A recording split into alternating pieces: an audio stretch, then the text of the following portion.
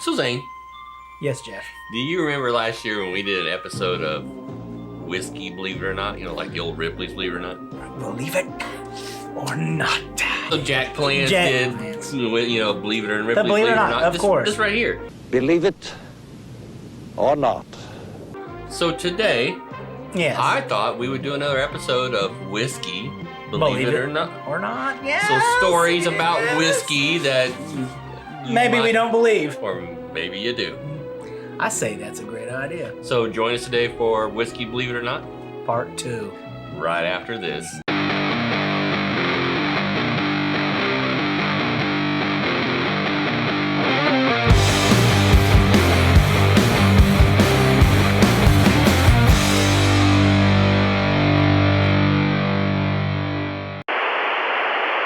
Welcome to Whiskey Pop. I'm Zane. And I'm Jeff And today we're doing Part 2, technically. of Whiskey, Believe It or Not.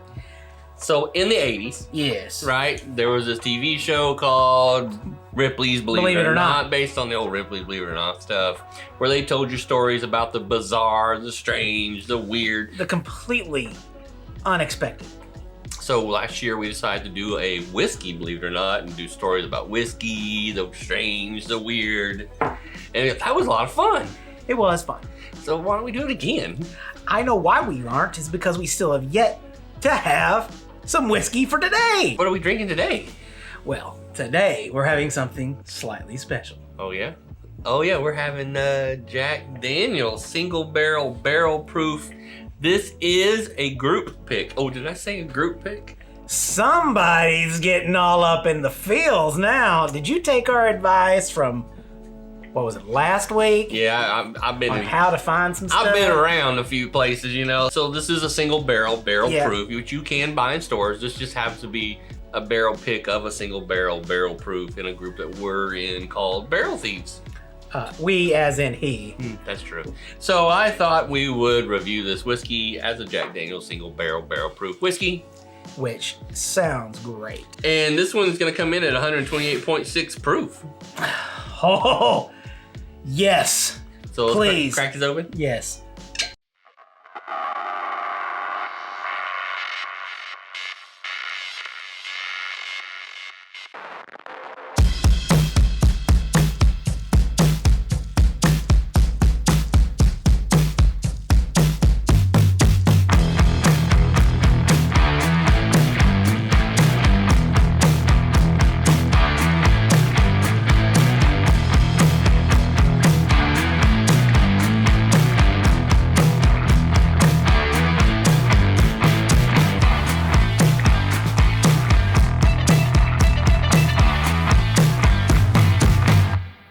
So shall we at least taste this?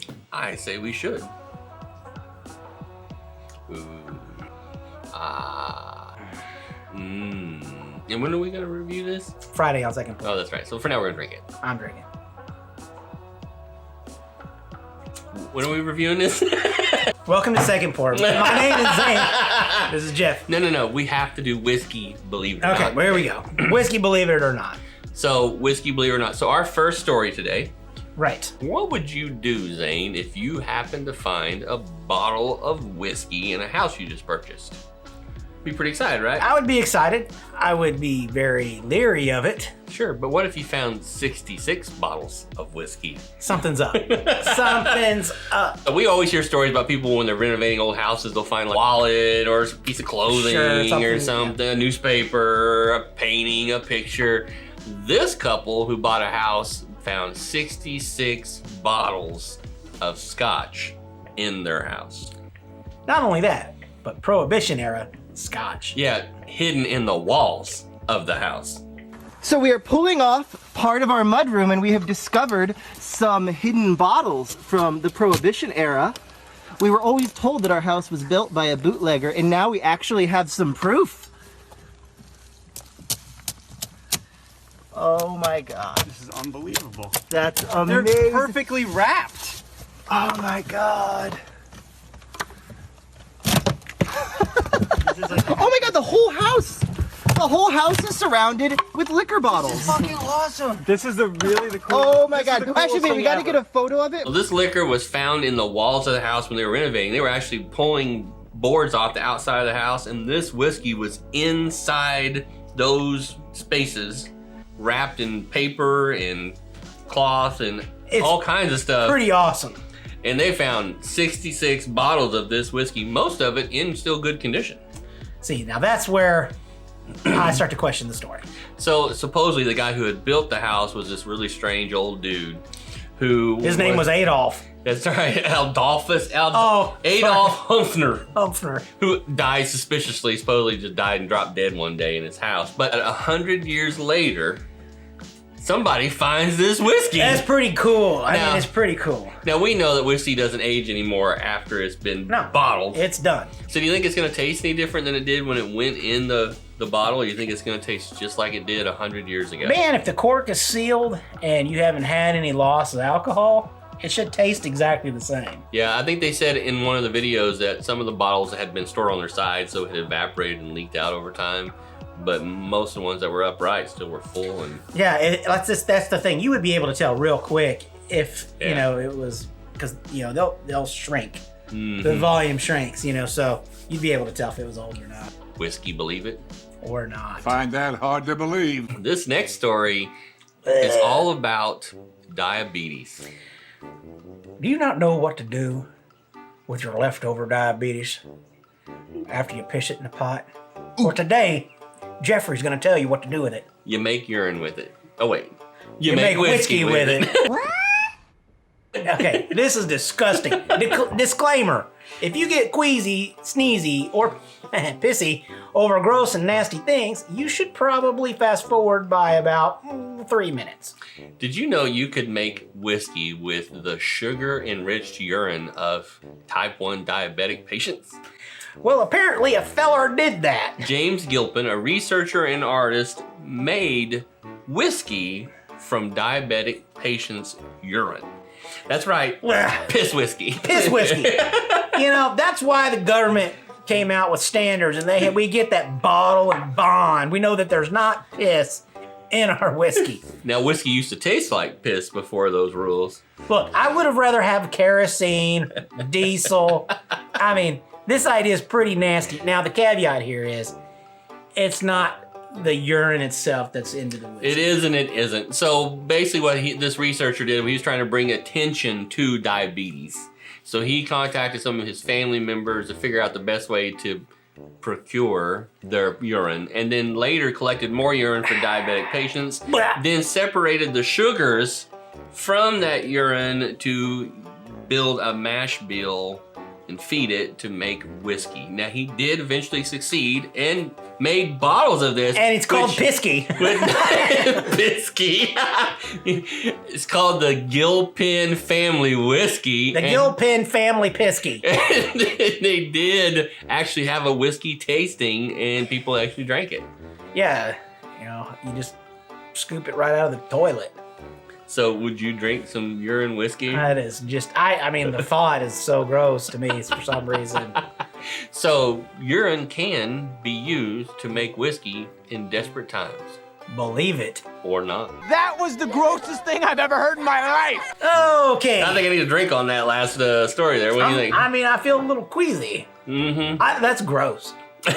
That's just gross. I figure of all the stories we dig up, this would be the one that made you go, Pretty gross. So this next story, you're really going to like it. Oh, yeah. Everybody likes a good Irish story.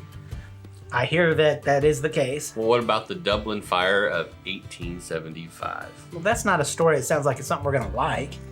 That sounds terrible. It is terrible. Sounds tragic. In 1875, a small storage space of whiskey, about 5,000 barrels, suddenly caught fire. Small storage space. Small storage space of whiskey. So what happened? The entire town blew up. The end. Believe it or not. Sort of. So as those barrels continued to catch fire and explode, it opened up all the barrels and it started flooding the streets of Dublin with whiskey, which caused more fires and left a huge swath of fire destruction throughout the town. Oh, so we're talking thousands of people dead. No. Isn't that crazy already? Hundreds of people dead. No. The fire department was trying to put out the fire, and they finally succeeded. Whiskey had been flowing down the streets, right? Yeah. But they were having a difficult time to put the fire out.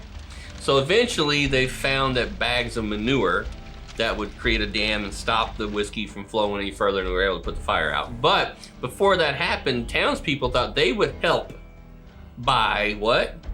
Scooping up the whiskey in the street and drinking it to stop the flow.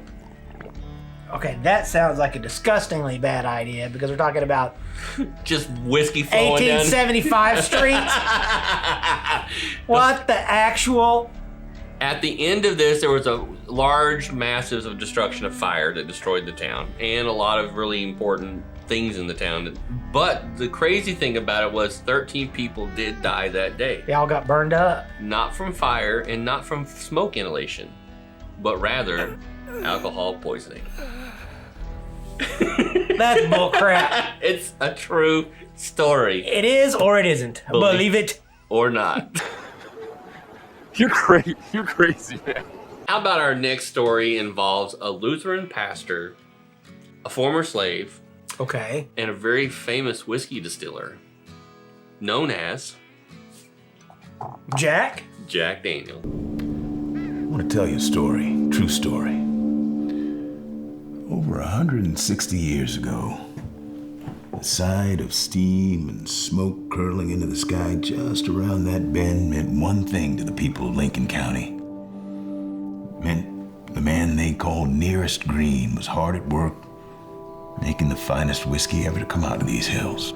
So urban legend states that Jack Daniels learned how to make whiskey from a Lutheran pastor after he had ran away from home.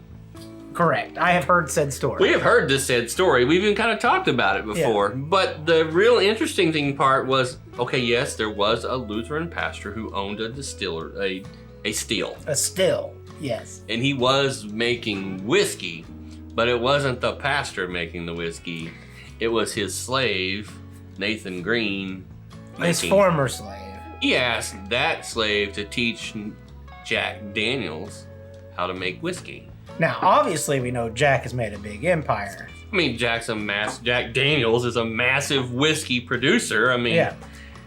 Now, Nathan Green, come to find out, was the guy who actually developed the Lincoln County process. Technique Nearest perfected of filtering his whiskey through charcoal made from sugar maple trees is still revered 2 centuries later as the Lincoln County process. Now, that is actually... That's massive, right? That is huge. That's like, you know, the guy discovering how to smelt steel or something. Exactly. It is just quintessential. It's essential to whiskey making in Tennessee. Yeah, for sure. So, as Jack Daniels grew up, he purchased this whole property and built Jack Daniels, but he never forgot the former slave, Nathan Green, who he called Uncle Nearest, and brought him on Jack Daniels and was the master distiller at Jack Daniels. Now, pretty amazing. Jack Daniels never talked about this, and it wasn't until a reporter did some research into it that she discovered this story. Since then, Jack Daniels has made it very public about it. And then she went further and decided to move to Tennessee and start her own whiskey called Uncle Nearest, which we reviewed earlier last year. And that's the story, is Uncle Nearest, a former slave, is responsible for pretty much all the Tennessee whiskey we enjoy today. Wow. Believe it? Or not. Inconceivable. So there you go. We had a story about finding good whiskey, a story about making whiskey out of the ordinary whiskey you found on the street. Yeah, street whiskey. And, you know, a feel-good moment that, you know, truth is out there. That is out there. So there you go. There's another Whiskey Believe It or Not. So do you want to see more of us do more Whiskey Believe It or Not episodes later this year? Be sure to comment below and let us know. Is there a whiskey story we haven't told yet that you would like to hear? We'd love to hear about it. If you got a really cool history whiskey story about bourbon or whiskey in general, Because we can regurgitate anything. Except that stuff in the street. Yeah. Regardless of that, please be sure to like, share, and Subscribe. And also visit us on our Facebook page where you can visit with Zane and talk about this episode or other things we've done or other whiskeys that you might have tried this week. And don't forget, we're going to review a whiskey on Friday. Jack Daniel's Single Barrel Proof group pick by Barrel Thieves. And that's happening on Second Pour. In the meantime, you guys continue to be geeky this week, and we'll see you next week for Whiskey Pop, and we'll see you on Friday for Second Pour. Cheers. Cheers.